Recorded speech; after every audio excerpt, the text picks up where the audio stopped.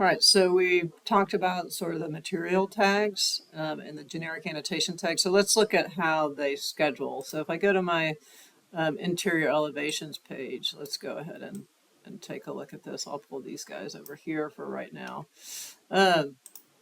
So what I have is 3 schedules, right? And these are basically the same schedule with different settings. So I duplicated it and made some. So this is actually looking at the same information. So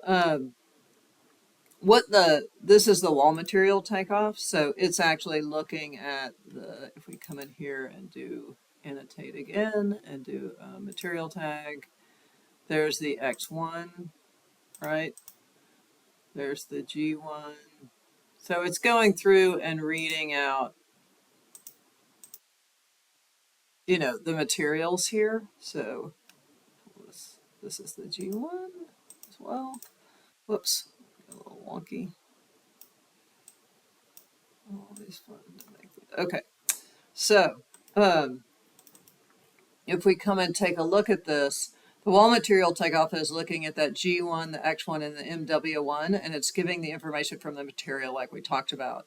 But these P1 and the P2 that I have in here right now, it's actually being read by these note blocks. So to create this material takeoff schedule, you would go to the view and schedules and do a material takeoff.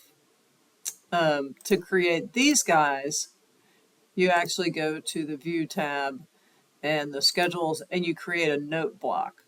And so we'll talk about that in just a second. But basically, the note blocks are reading out these generic annotations, and the wall material takeoff is reading the material information. So if I delete these, right, I could actually come over and delete them, but let's just make one of each just so you can see it. So if I go to schedules and quantities, if I go to schedules and material takeoff, I can go to the walls, right? And I could say, tell me all of the materials on the walls.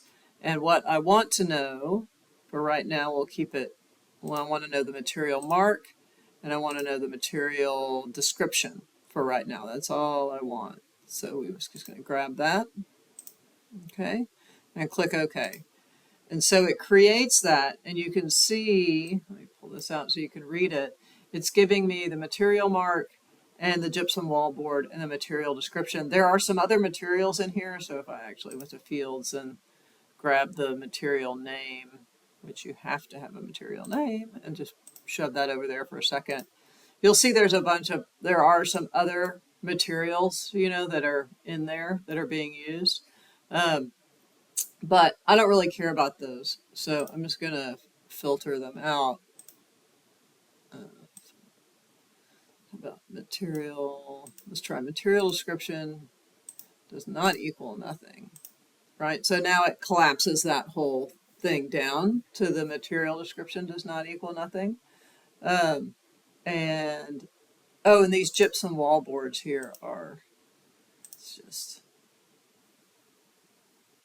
change that.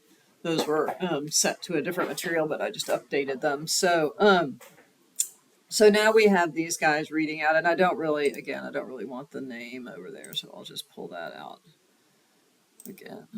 Okay, so now it's reading out all of that information, right? The material description and the material mark taken from the materials. However, if I go to the annotate, let's turn this guy off, and go to view and schedules and go to note block, it doesn't give me that information. It just says which one of the generic annotations do you want to schedule. And I can just say I want to do generic material finish. And I'll say, let's call this GA test.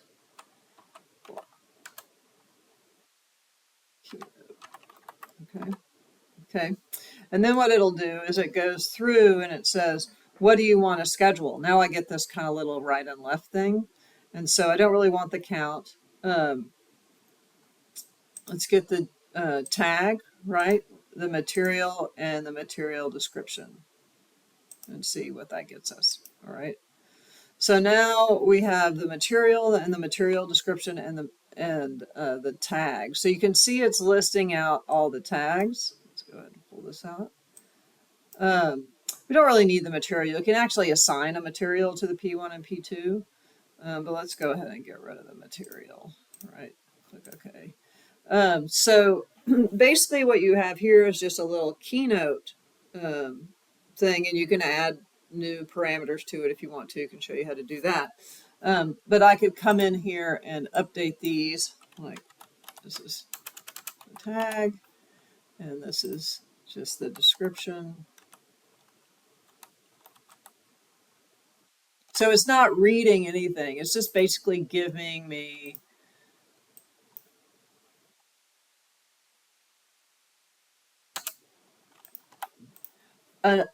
it's reading out the different tags that are in the project, and then I can just write my own description in here. So if PT1 was, you know,